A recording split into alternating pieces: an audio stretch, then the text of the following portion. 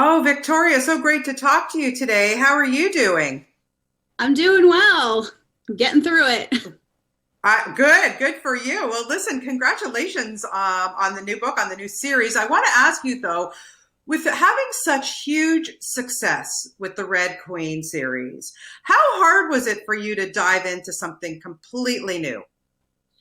I was excited to dive into a new world and a new story. The actual writing of it was something I was really, really happy about and really glad to be doing.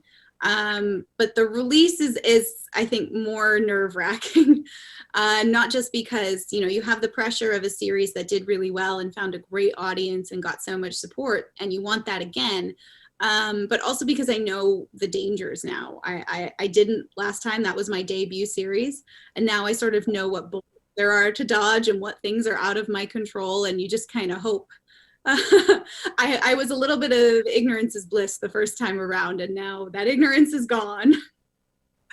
Well, that's fantastic because you could have fooled me. You did pretty well with that first round, I have to say. But I was going to ask you that because when you have such a successful series and people are obviously they want more from you, I was going to ask you, what do you learn? What was the most important thing, lesson that you took with you going forward to write the Realmbreaker? A lot of it was on the business side of things and knowing what I can control and what I can concern myself with and what I have to let go of and just not prioritize over the writing.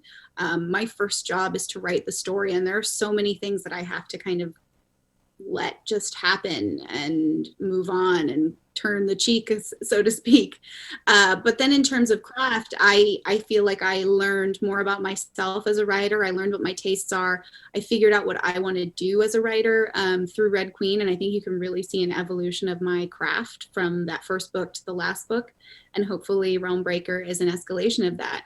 I think all artists are always striving for the next thing to be the best thing. And that makes you really driven, but it's also really, really exhausting because you never satisfied. But I wouldn't trade it Yeah. for anything. No, it's great. It's great. Okay, so we once you started getting into this and you decided to sit down and write it, tell me a little bit about what the inspiration behind Realmbreaker was for you. Yeah. So coming off of Red Queen, I knew I had an opportunity to write something really big and kind of go for it. And I started asking myself, what did I want to write? And more importantly, what did I want to read when I was a teenager? What did I love and what was I looking for? And I loved Lord of the Rings so much. I was absolutely one of those Lord of the Rings nerds and still am. Um, but that didn't feel like it loved me back. Like that world did not have space for me as a girl. Basically, if you're not a straight white guy, you are not part of the fellowship and you cannot go on the adventure. And that was something I took with me to Realmbreaker, is trying to create this classic fantasy adventure with people you don't always see at the helm.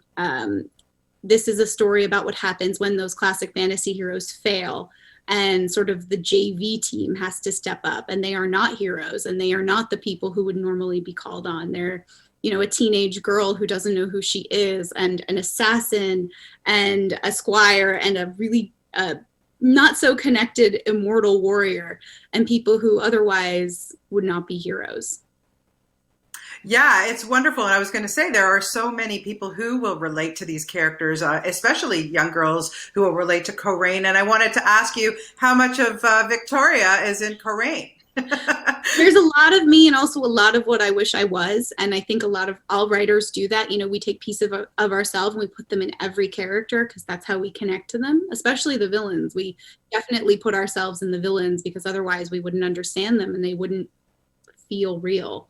And that's the thing we're always striving for, is making these characters feel real, especially when you write unreal worlds. Your audience is not going to believe things unless they believe in the people, and that's your place to hook them.